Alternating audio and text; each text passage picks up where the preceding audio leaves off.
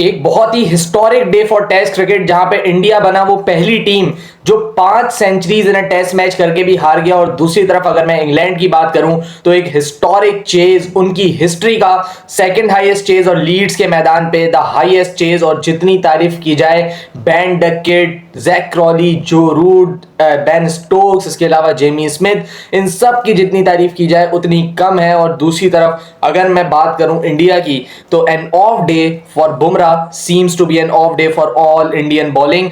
और ये बात हमें आज से नहीं बल्कि शायद ऑस्ट्रेलियन टूर से भी बहुत ज्यादा वाज़ेह दिख रही है। फील्डिंग में बहुत ज्यादा गंदे लैप्सेस किए गए, pathetic bowling from each end every bowler, pathetic fielding from their fielding unit, और कैप्टनसी में भी कुछ मजा नहीं लगा। और जिसकी वजह से इंडिया अपनी गलतियों की वजह से ये टेस्ट मैच हारा है। इस मैच में बात करते हैं, पूरे मैच को डिस्कस करते हैं, इस वीडियो में हमारे साथ जुड़े रहिएगा।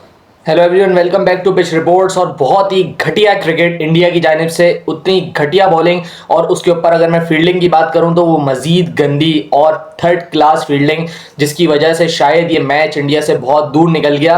हम अगर बात करें तो match each end every position पे 50-50 के मरहले पे खड़ा था, लेकिन आखिरी दिन पे जितनी गलतियां इंडिया ने की हैं, शायद ये कहना गलत नहीं होगा कि इंग्लैंड की अच्छाई से ज़्यादा इंडिया की वो बुराई थी जिसने इंडिया को मैच कॉस्ट किया है।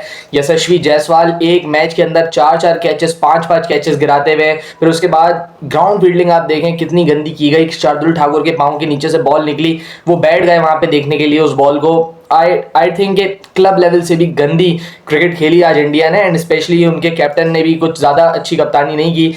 एक्चुअली अगर हम देखें पहले ओवर से ही जब विकेट्स नहीं मिली उसके बाद इंडियन टीम की एनर्जी इन द ग्राउंड कुछ हाई नहीं लगी। लेकिन अगर मैं बात करूं दूसरी तरफ जब विराट कोहली होते थे, सो आप उस वक्त की एनर्जी देखें और अब की एनर्जी देखें, कितना फर्क है एटीट्यूड में। और एटीट्यूड ऑब्वियसली आपको इस जैसे मैचेस जितवाते हैं जहां पे मैच बिल्कुल लगा होता है, वो मैच एटीट्यूड जितवाते हैं। अगर आपको वो मैच याद हो जहां पे 60 ओवर्स वाली वो मशहूर स्टेटमेंट विराट कोहली की है, वो अगर आपको याद हो सो आप शायद समझ पाए कि एनर्जी और जो पैशन होता है इन ग्राउंड वो कितना मैटर करता है। आज के दिन भी अगर आप देखें तो हंसी नहीं रुक रही थी इंडियन फील्डर्स की या कैप्टन की, पाँव के नीचे से बॉल निकल रही है एंड हंस रहे हैं, उसके अलावा विकेट्स नहीं आ रही, हंस रहे हैं। सो टीम को लड़वाया नहीं, कैप्टन ने टीम को लड़वाया नहीं। लीडर ने हमेशा जो टीम लड़ती है वो कैप्टन के एटीट्यूड से लड़ती है, कैप्टन के माइंड से लड़ती है। लेकिन अनफॉर्चुनेटली शुभमन गिल में भी नए हैं, सो उस वजह से टीम हमने देखा कि लड़ती भी नहीं दिखी। उसके अलावा अगर आप देखें 6 रिव्यूज लिए इस मैच में पूरे शुभमन ने, लेकिन एक भी सक्सेसफुल रिव्यू नहीं था। सो बहुत सारी चीजें रेक्टिफाई करने की जरूरत है शुभमन गिल को भी एज अ कैप्टन। पहला मैच था और इतना हॉरिफाइंग मैच जहां पे आप 378 जैसा बड़ा टोटल, आई थिंक कोई भी टीम हो और उसके सामने आप 378 डिफेंड करने के लिए दो तो आप शायद यही बोलोगे कि हमारी टीम फेवरेट है while defending such a huge total.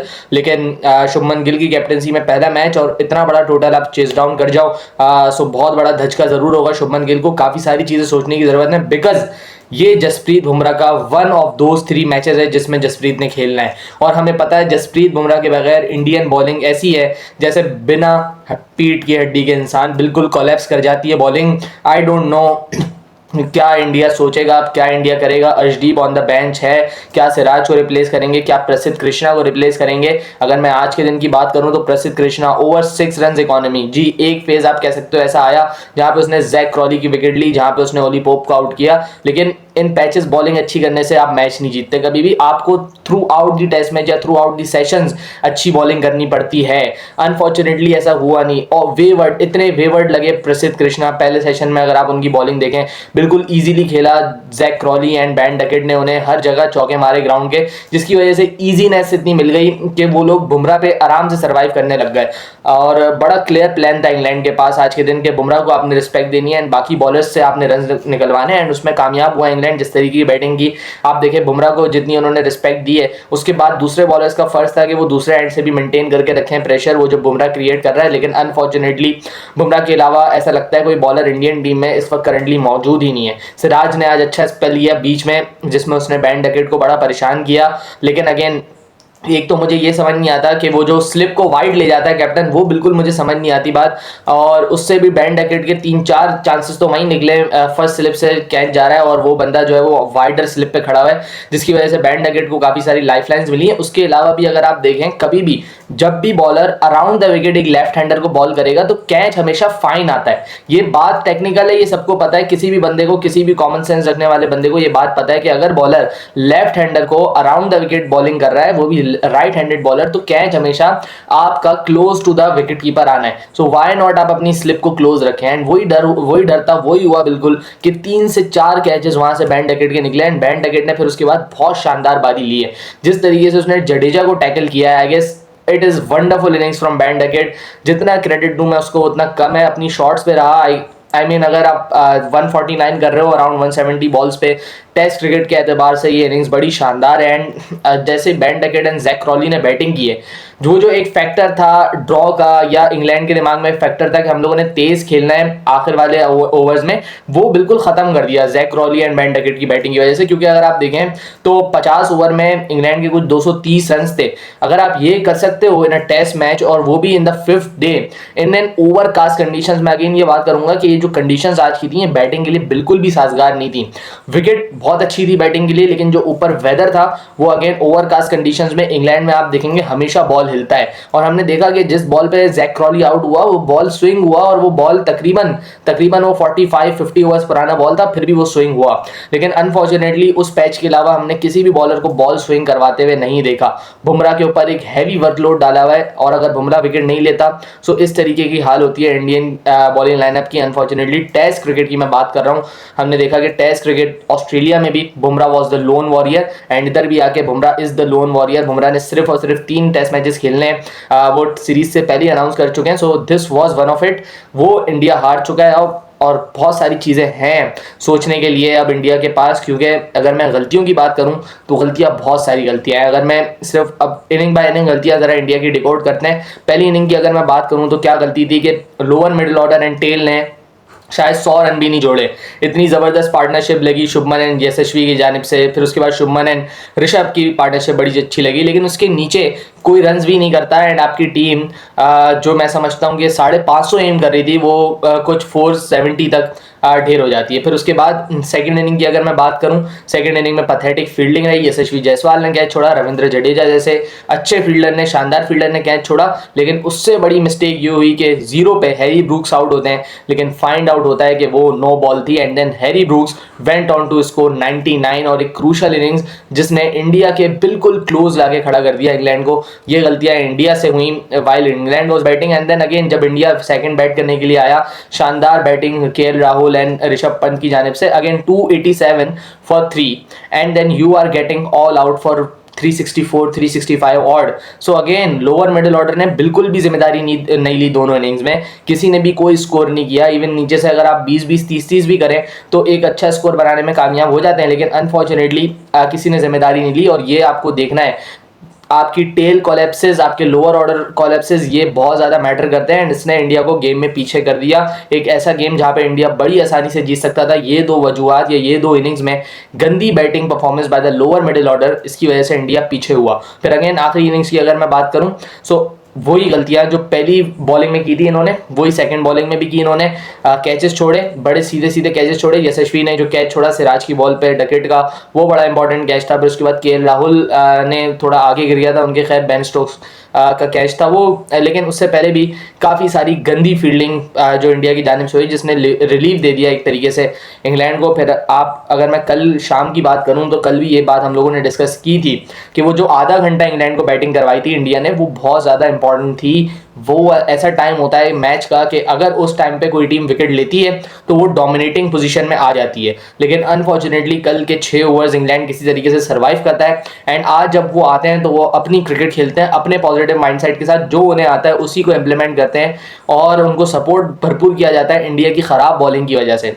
Again यही कहूँगा कि Jasprit Bumrah I don't know अब खेलेंगे ये वाला अगला मैच जो एडवेस्टन में है या नहीं खेलेंगे, ये एक बहुत बड़ा सवाल होगा। क्योंकि 3 मैचेस, अब किस तरीके से उन 3 मैचेस को यूटिलाइज करना है इंडिया ने, वो इंडिया को बेहतर जानना पड़ेगा। एंड उसके बाद अब चेंजेस तो देखे डेफिनेटली करनी पड़ेगी। आपको एक लेफ्ट आर्म एंगल जरूर लाना पड़ेगा अंदर।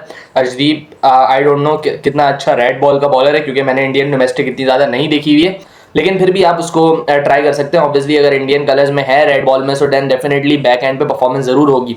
सो you can go with him in place of Prasidh या किसी भी प्लेयर को। और एक वो जो 6ठे नंबर या 8वें नंबर का जो प्लेयर है, उसको एक प्रॉपर रोल देने की जरूरत है। अनफॉर्चुनेटली वो प्रॉपर रोल नहीं दिया गया शार्दुल को। थोड़ी सी बैटिंग थोड़ी सी बॉलिंग वाले प्लेयर टेस्ट मैच में अनफॉर्चुनेटली नहीं चलते हैं। अगर आपने शार्दुल को खिलाना है तो एक प्रॉपर रोल देना पड़ेगा कि भाई आपने ये वाला स्पेल करना है, यहाँ पे बॉलिंग करनी है। शार्दुल ने 2 आउट भी किए, लेकिन अगेन हमने देखा कि उसको 3-3 ओवर 4-4 ओवर के स्पेल्स के लिए इस्तेमाल किया गया।